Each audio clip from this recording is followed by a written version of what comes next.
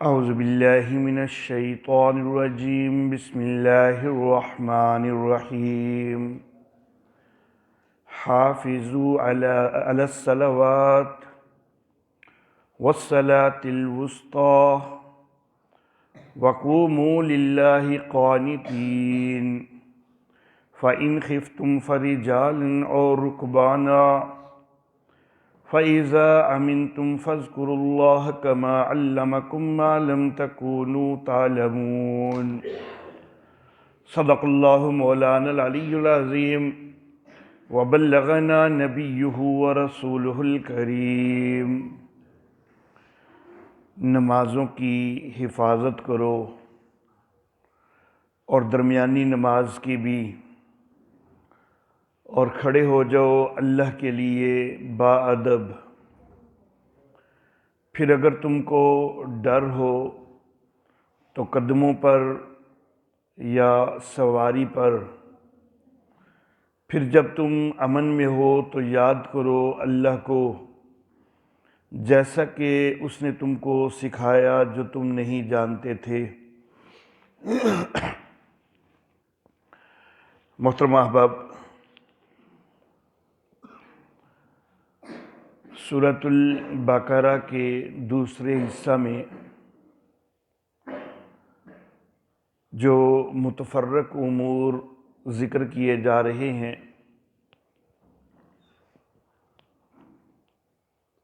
ان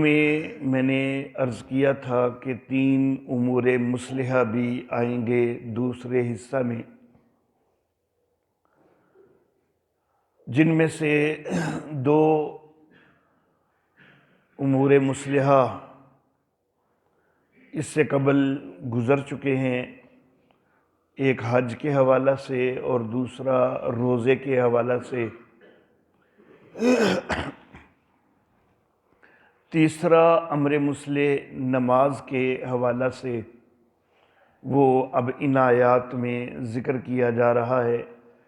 کہ جو آیات میں نے آج کے درس کے لیے تلاوت کی ہیں۔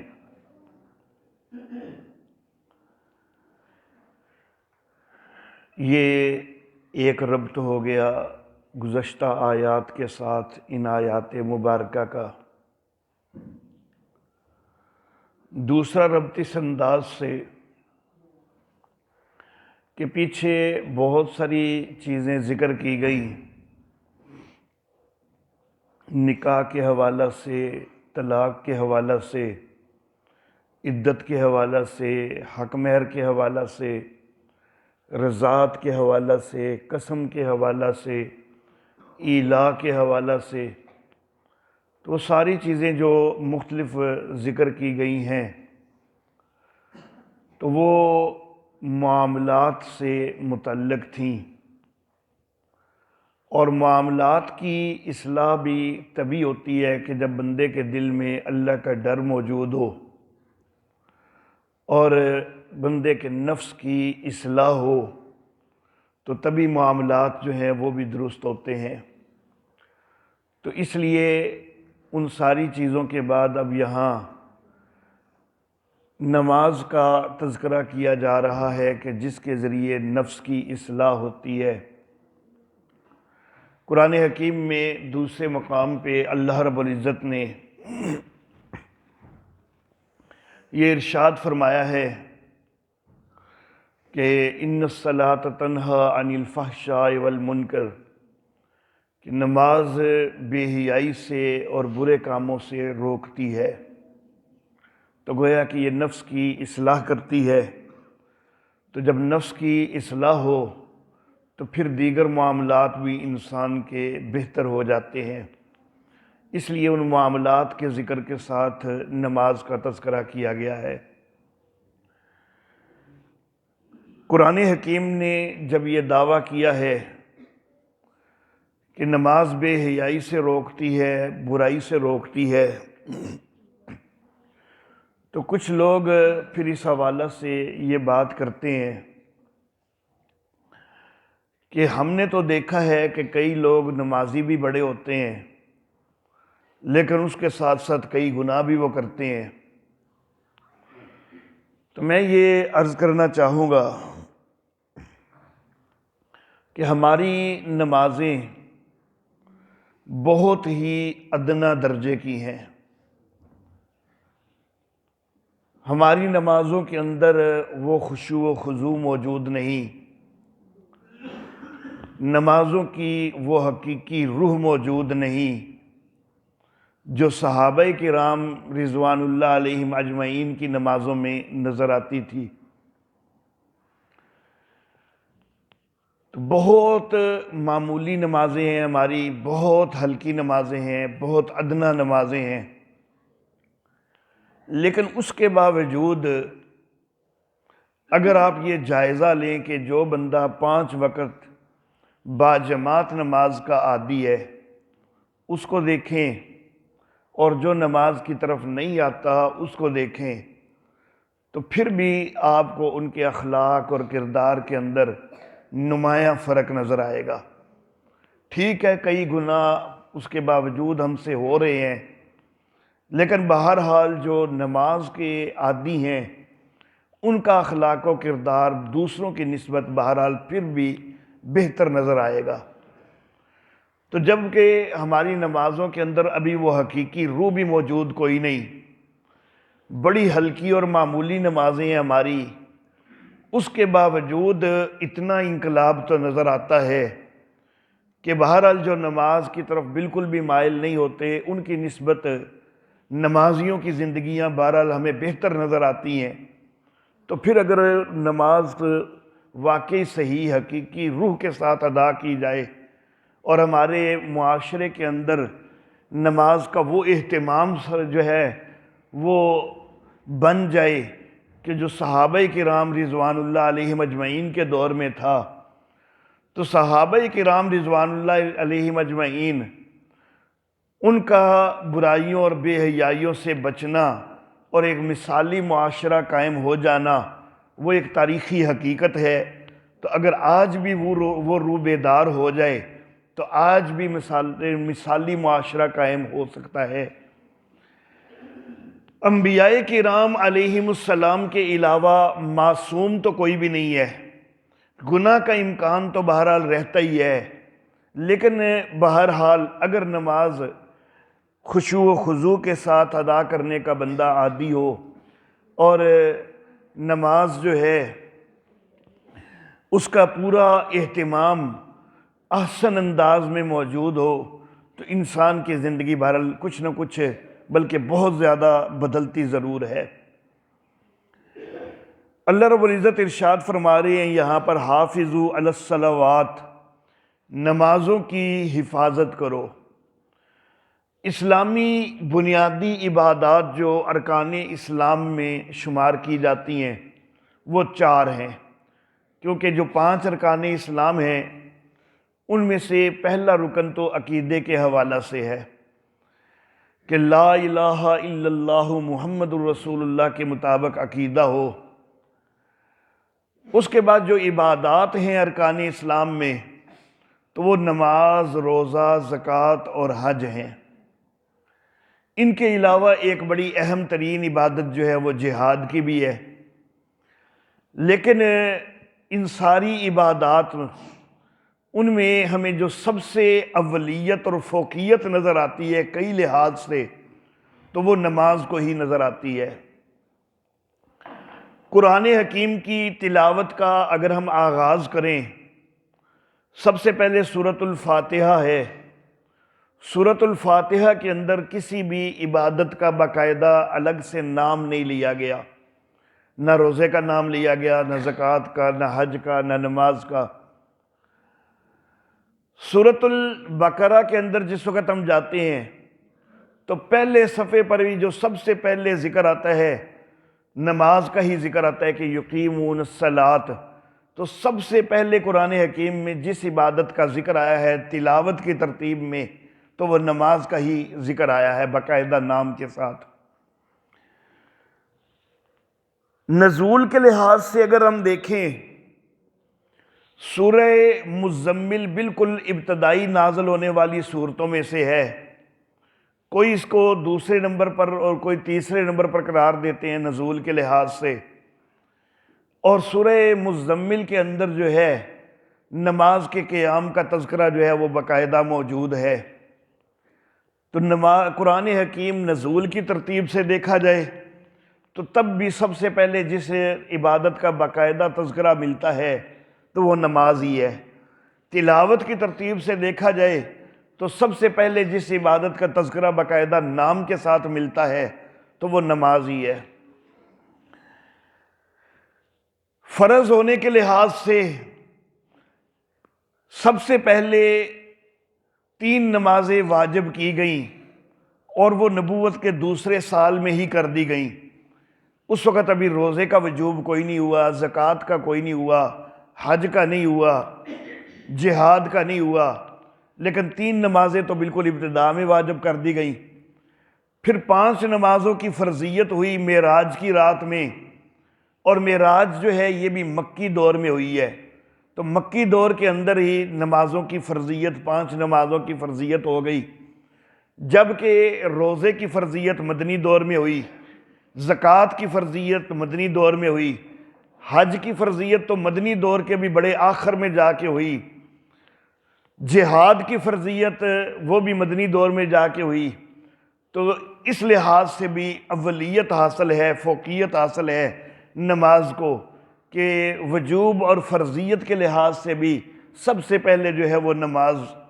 اس کو فرضیت کا درجہ حاصل ہوا۔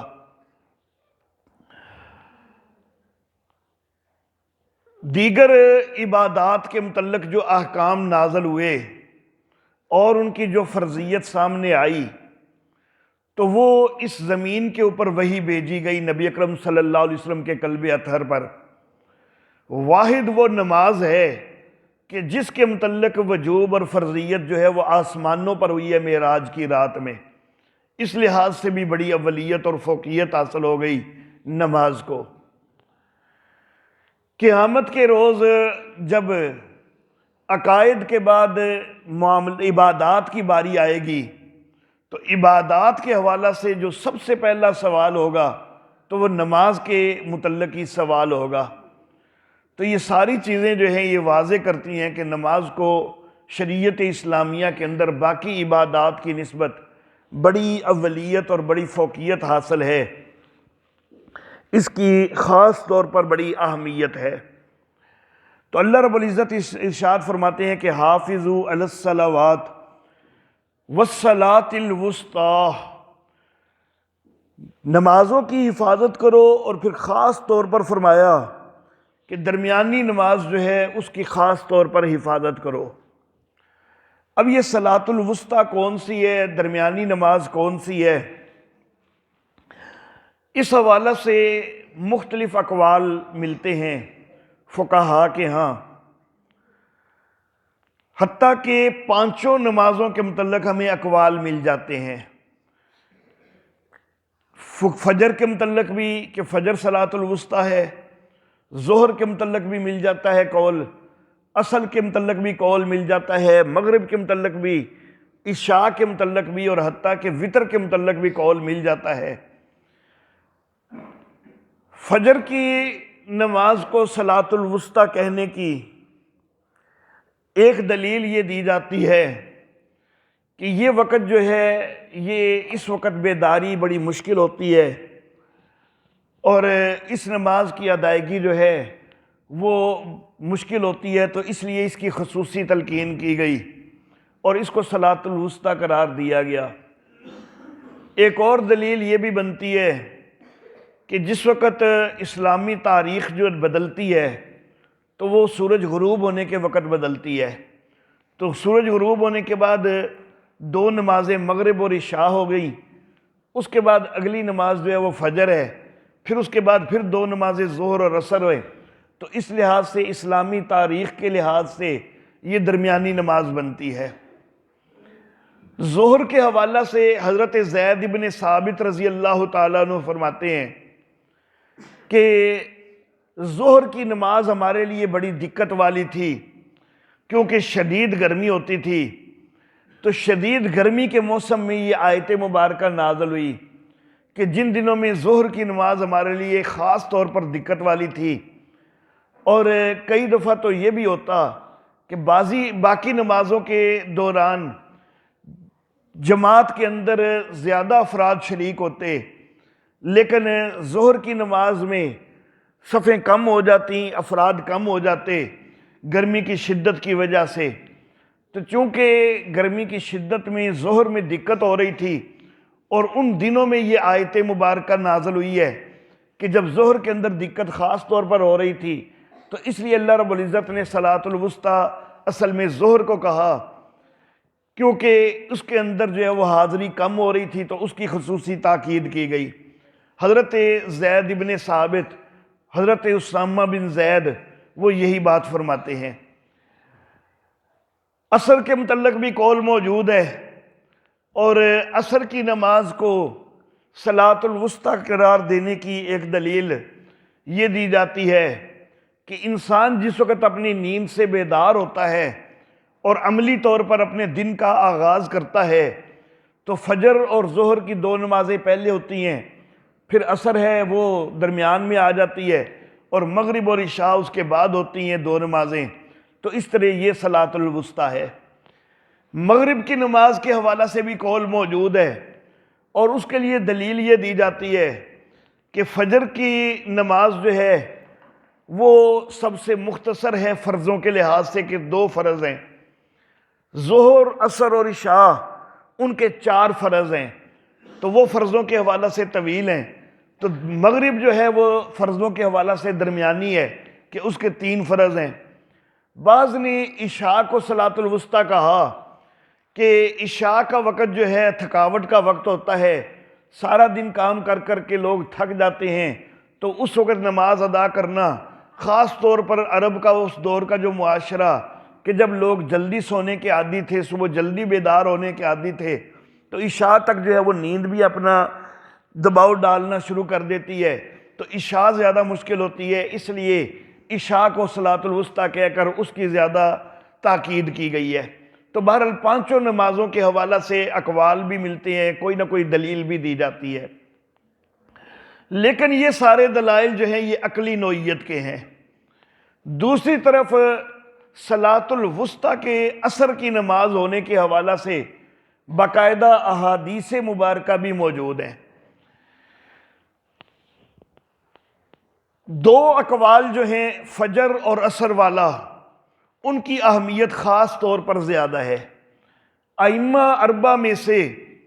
امام مالک رحمہ اللہ اور امام شافعی رحمہ اللہ یہ فجر کی نماز کو صلاۃ الوسطیٰ قرار دیتے ہیں، اور امام اعظم ابو حنیفہ رحمہ اللہ اور امام احمد ابن حنبل رحمہ اللہ یہ عصر کی نماز کو صلاۃ الوسطیٰ قرار دیتے ہیں۔ اور عصر کے حوالہ سے دلائل زیادہ قوی اور حدیث سے ہمیں ملتے ہیں۔ حضرت سامورہ بن جندب رضی اللہ تعالیٰ عنہ سے روایت ملتی ہے کہ نبی اکرم صلی اللہ علیہ وآلہ وسلم نے فرمایا کہ الصلاۃ الوسطیٰ صلاۃ العصر، کہ صلاۃ وسطیٰ جو ہے یہ عصر کی نماز ہے۔ یہ روایت حضرت براء بن عازب رضی اللہ تعالیٰ عنہ سے بھی ملتی ہے، حضرت ابو ہریرہ رضی اللہ تعالیٰ عنہ سے بھی ملتی ہے، حضرت عبداللہ ابن مسعود رضی اللہ تعالیٰ عنہ سے بھی ملتی ہے کہ عصر کی نماز جو ہے یہ صلاۃ وسطیٰ ہے۔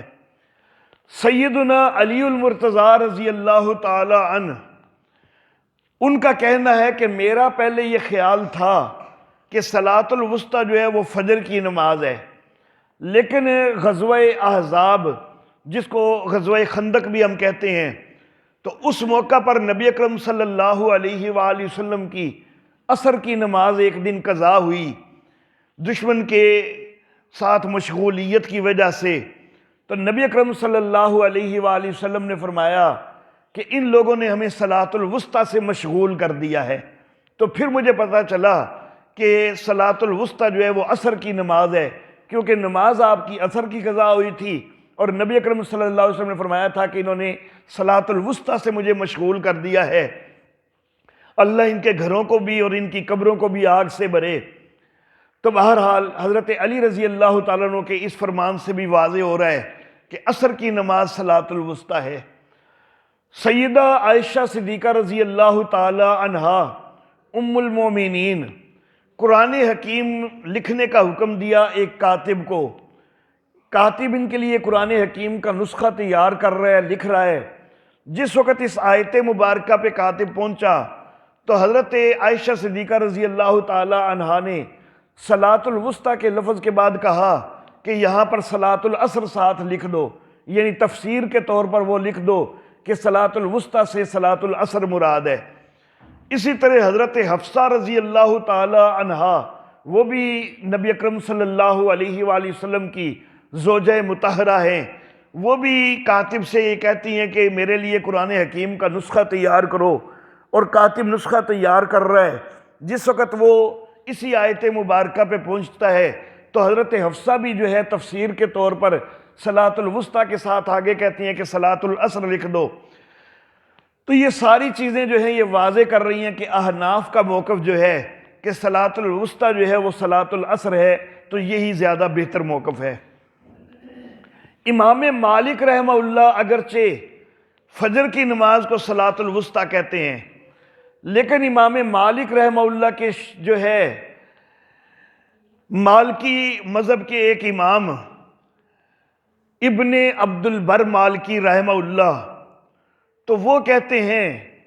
کہ اگرچہ میرے امام مالک نے تو فجر کی نماز کو صلاۃ الوسطیٰ کہا ہے، لیکن دوسری طرف جب احادیث کی تائید احناف کے قول کے مطابق ہے تو پھر میں تو یہی کہوں گا کہ عصر کی نماز جو ہے وہی صلاۃ الوسطیٰ ہے۔ تو وہ امام مالک کا اپنا اگرچہ قول وہ فجر کے حوالہ سے ہے، لیکن ان کے اپنے پیروکار جو ہیں وہ ان سے اختلاف کرتے نظر آ رہے ہیں۔ اسی طرح امام شافعی رحمہ اللہ کا اپنا قول وہ فجر کے حوالہ سے ہے، لیکن امام ماردینی شافعی رحمہ اللہ وہ کہتے ہیں کہ امام شافعی کا ظاہراً قول تو اگرچہ فجر کا ہے، لیکن امام ماردینی کہتے ہیں کہ میں سمجھتا ہوں کہ امام شافعی کا اصل مسلک جو ہے وہ عصر والا ہے، کیونکہ امام شافعی نے ایک بات فرمائی تھی کہ جہاں صحیح حدیث موجود ہو تو میرا مسلک وہی ہے، تو امام شافعی کا مسلک پھر صحیح حدیث کے مطابق یہی بنے گا کہ عصر کی نماز جو ہے وہی صلاۃ الوسطیٰ ہے۔ تو بہرحال امام اعظم ابو حنیفہ اور امام احمد ابن حنبل وہ تو پہلے سے ہی صلاۃ الوسطیٰ صلاۃ العصر کو کہتے ہیں، امام مالک اور امام شافعی وہ فجر کو کہتے ہیں، لیکن ان کے اپنے پیروکار وہ اختلاف کرتے نظر آتے ہیں۔ وَقُومُوا لِلَّهِ قَانِتِينَ، اور اللہ کے لیے با ادب ہو کے کھڑے ہو جاؤ، خشوع و خضوع ہونا چاہیے، ادب کا انداز ہونا چاہیے۔ صحابہ کرام رضوان اللہ علیہم اجمعین نماز کے دوران سے پہلے گفتگو بھی کر لیتے تھے، ابتدا میں تو کافی زیادہ گفتگو جو ہے اس کی بھی اجازت اور گنجائش تھی۔ نبی اکرم صلی اللہ علیہ وآلہ وسلم ظہر کی نماز پڑھا رہے ہیں، 2 رکعت پڑھنے کے بعد سلام پھیر دیا۔ حضرت خرباق رضی اللہ تعالی عنہ جن کو ذوالیدین کہا جاتا ہے، تو انہوں نے کہا کہ آقا کیا نماز کے اندر کوئی تبدیلی ہو گئی ہے یا آپ بھول گئے ہیں؟ تو نبی اکرم صلی اللہ علیہ وسلم نے کہا کہ نہ نماز بدلی ہے نہ ہی میں بھولا ہوں۔ تو حضرت ذوالیدین کہنے لگے کہ اگر نماز نہیں بدلی تو پھر آپ تو یقیناً بھول گئے ہیں، کیونکہ آپ نے تو 2 رکعت کے بعد سلام پھیر دیا ہے جبکہ ظہر کی نماز ہے۔ نبی اکرم صلی اللہ علیہ وسلم نے دیگر صحابہ کرام سے پوچھا کیا یہ ذوالیدین واقعی درست کہہ رہا ہے؟ کیا میں نے 4 نہیں پڑھی، میں نے 2 پر سلام پھیر دی ہے؟ لوگ کہتے ہیں نبی عالم الغیب ہوتے ہیں، نبی اکرم صلی اللہ علیہ وسلم نے ابھی نماز پڑھائی ہے اور ابھی یاد کوئی نہیں آ رہا کہ میں نے 2 پڑھائی ہیں کہ 4 پڑھائی ہیں۔ تو بہرحال صحابہ کرام نے حضرت ذوالیدین کی تائید کی کہ آپ نے تو 2 پر ہی سلام پھیرا ہے۔ اب نبی اکرم صلی اللہ علیہ وسلم نے ساری نماز دوبارہ کوئی نہیں پڑھی اس وقت، بلکہ 2 رکعت مزید پڑھی اور پھر سلام پھیرا۔ تو اس وقت نماز کے اندر گفتگو یہ کافی ساری ہوئی، لیکن اس کے باوجود جو ہے وہ نماز جاری کی گئی اور اسی کے اوپر جو ہے وہ اگلی 2 رکعت کی جو ہے وہ بنیاد رکھی گئی۔ لیکن پھر اس کے بعد آہستہ آہستہ تدریجاً نماز کے اندر بولنا کم ہوا، لیکن اتنا پھر بھی رہا کہ اگر کوئی باہر سے آتا تو یہ پوچھ لیتا کہ کتنی رکعتیں ہو گئی ہیں، تو یہ بتا دیا جاتا یا سلام کا جواب جو ہے وہ دے دیا جاتا۔ لیکن پھر جس وقت یہ آیت مبارکہ نازل ہوئی، غزوہ بدر سے غالباً یہ پہلے نازل ہوئی ہے، اور اس آیت مبارکہ کے نازل ہونے پر نماز کے اندر جو ہے وہ مکمل خاموشی جو ہے وہ اختیار کر لی گئی، تو نماز کے اندر بول چال جو ہے وہ بند ہو گئی۔ اللہ رب العزت فرماتے ہیں کہ اللہ کے لیے با ادب ہو کے کھڑے ہو۔ گویا کہ کھڑے ہونے کا جو اسلوب ہے، انداز ہے، وہ بھی با ادب ہونا چاہیے۔ اب اگر سینے کے اوپر ہاتھ باندھے ہوں اور ٹانگیں بھی کافی کھلی کی ہوئی ہوں تو پھر بے شک سر کو بندہ جھکا کے بھی کھڑا ہو نا، لیکن سینے پر ہاتھ باندھے ہو نا تو خود بخود جو ہے وہ تھوڑا سا اکڑ والا انداز جو ہے وہ خود بخود بن جاتا ہے، تو وہ با ادب انداز کوئی نہیں بنتا۔ اگر ناف کے نیچے ہاتھ باندھے ہیں اور سر جھکا کے بندہ کھڑا ہے، پاؤں بھی ایک اپنی عام ہیئت میں رہیں، ان کو خاص طور پر زیادہ نہیں کھولا گیا، تو وہ انداز جو ہے وہ ادب والا نظر آتا ہے۔ آپ کسی بھی جگہ پہ دو افراد کو اس طرح کھڑے کر کے دیکھ لیں، ایک کو جو ہے وہ سینے پہ ہاتھ بندھوا کے ٹانگیں کھلی کر کے کھڑے کر کے دیکھ لیں، اور ایک کو جو ہے وہ ناف کے نیچے ہاتھ بندھوا کے اور ٹانگیں اپنی عام حالت میں رکھوا کے دیکھ لیں، بے شک سر دونوں نے جھکا رکھا ہو، لیکن اس کے باوجود آپ دیکھیں گے کہ ادب کا انداز جو ہے وہ اسی کا محسوس ہو رہا ہے کہ جس نے ناف کے نیچے ہاتھ باندھے ہوئے ہیں۔ تو اللہ رب العزت کی بارگاہ میں کھڑے ہونا ہے تو ادب کے ساتھ کھڑے ہونا چاہیے، سینہ جو ہے چوڑا کر کے اور تکبر والا انداز اس میں نہیں ہونا چاہیے۔ فَإِنْ خِفْتُمْ فَرِجَالًا أَوْ رُكْبَانًا، پھر اگر تمہیں ڈر ہو تو قدموں پر یا سواری پر، دشمن کا ڈر ہو، جنگ کی کیفیت ہو، یا پھر کسی درندے وغیرہ کا خدشہ ہو، سفر وغیرہ میں کسی جنگل کے قریب ہیں آپ اور آپ کو خدشہ ہے کہ جنگل میں سے کوئی درندہ نکل کے حملہ آور ہو جائے گا، کوئی بھی ایسی صورتحال ہو، ڈر کا عالم ہو، تو اس کے لیے ایک چیز تو سورہ نساء کے اندر بیان کی گئی ہے اور دوسری چیز یہ یہاں پر بیان کی گئی ہے۔ سورہ نساء کے اندر باقاعدہ ایک طریقہ بیان کیا گیا ہے، صلاۃ الخوف کا طریقہ جس کو کہا جاتا ہے، کہ اگر ڈر کی کیفیت ہو دشمن وغیرہ کی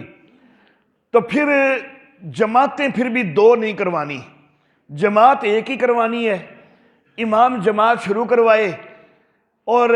جتنے افراد موجود ہیں ان کے دو گروہ بنا لیے جائیں، ایک گروہ امام کے پیچھے نماز پڑھنا شروع کرے، دوسرا گروہ جو ہے وہ دشمن کے سامنے ڈٹ کے کھڑا رہے تاکہ دشمن کے اوپر ایک رعب قائم رہے کہ ہمارے سامنے مقابل میں لوگ موجود ہیں۔ 2 رکعت والی نماز ہے، فجر کی ہے یا سفر میں ہے، تو امام 1 رکعت جب پڑھا لینا تو یہ جو گروہ امام کے پیچھے نماز پڑھ رہے ہیں یہ یہاں سے ہٹ کے دشمن کے سامنے چلا جائے،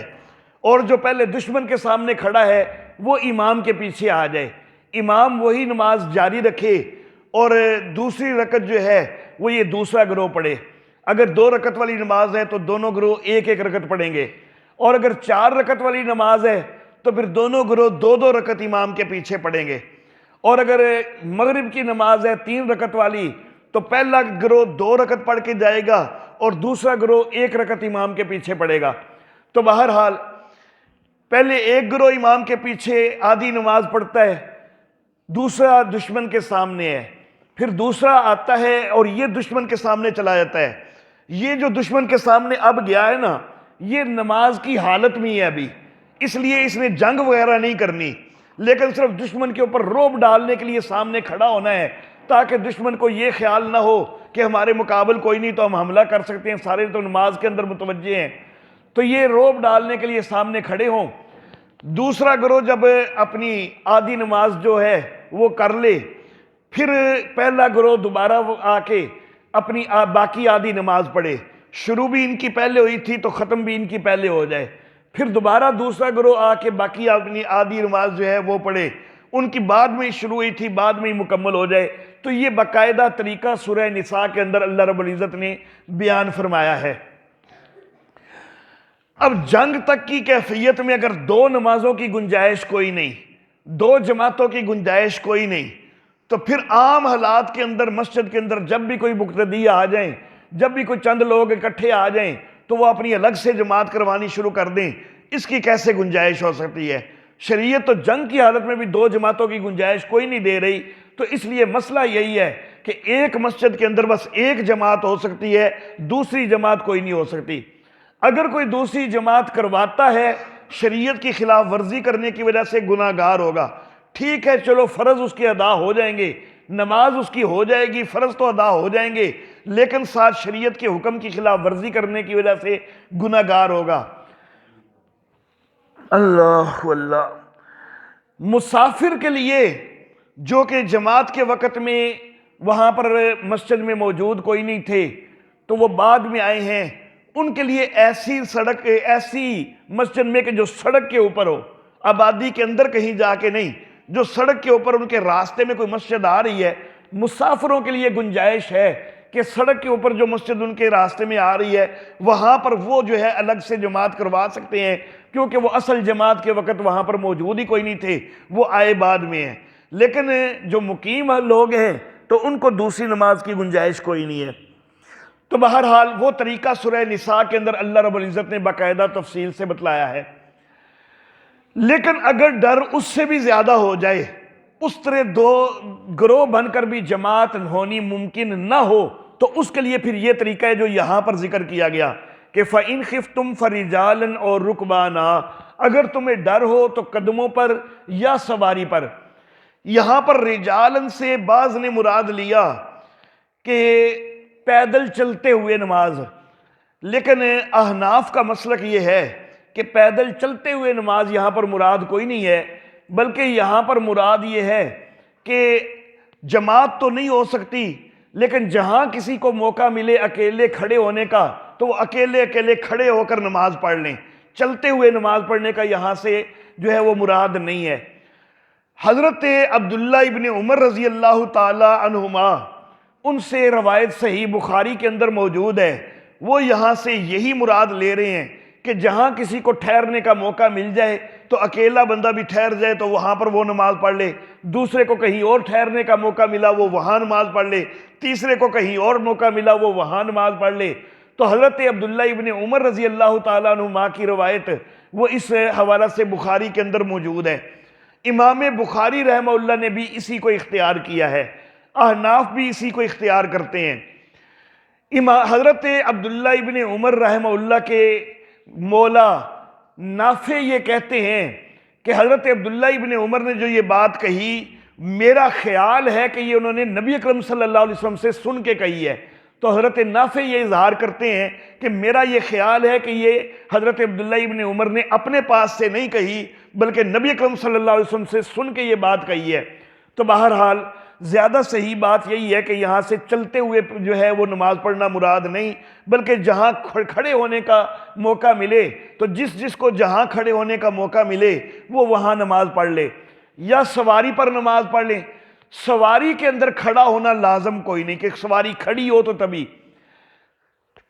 بہتر ضرور ہے کہ سواری بھی کھڑی ہو، ٹھہرا لی جائے، اگر موقع اس کا موجود ہے تو ٹھہرا کے قبلہ کی طرف رخ کر کے نماز پڑھی جائے۔ لیکن اگر ٹھہرانے کا موقع نہ ہو تو سواری بے شک چلتی رہے تو اس کے اوپر بندہ تو ایک ہی جگہ پر ساکن ہوتا ہے نا، وہ خود تو نہیں چل رہا نا، تو وہ نماز اس طرح بھی پڑھ سکتا ہے۔ خود کھڑے ہونے کا موقع ملا ہے تو تو قبلہ کی طرف رخ ہونا یہ بڑا اہم ہے، لیکن اگر قبلہ کی طرف رخ کرنا ممکن نہ ہو، کوئی کیفیت ایسی ہو کہ قبلہ کی طرف رخ کرے تو خدشہ ہے کہ پیچھے سے دشمن حملہ کر دے گا، تو پھر جدھر بھی اس کے لیے منہ کرنا آسان ہے ادھر بھی جو ہے وہ منہ کر سکتا ہے۔ سواری کے اوپر بھی ابتدا جو ہے اس میں کوشش ہونی چاہیے کہ ابتدا جو ہے وہ قبلہ رخ ہو جائے، بعد میں سواری کا رخ بدل بھی جائے تو اس میں گنجائش موجود ہوتی ہے۔ تو بہرحال یہ والا حکم اس وقت ہے کہ جب دو طائفے بنا کر، دو گروہ بنا کر بھی جماعت ممکن نہ ہو تو پھر اکیلے جو ہے وہ قدموں کے اوپر کھڑے ہو کر یہ سواری پر بھی نماز پڑھ سکتے ہو۔ فَإِذَا أَمِنْتُمْ، پھر جب تم امن میں آ جاؤ، یعنی جنگ وغیرہ کی کیفیت ختم ہو جائے، خوف کی کیفیت ختم ہو جائے، فَاذْكُرُوا اللَّهَ، تو اللہ کو یاد کرو، کما علمکم، جس طرح اس نے تمہیں سکھایا ہے، یعنی جو عام نماز کا طریقہ شریعت نے سکھایا ہے، پھر اس طرح با جماعت نماز ادا کرو، ما لم تکونوا تعلمون، جو تم نہیں جانتے تھے شریعت نے تمہیں سکھایا ہے اس طرز کے مطابق نماز پڑھو۔ وآخر دعوانا الحمدللہ رب العالمین۔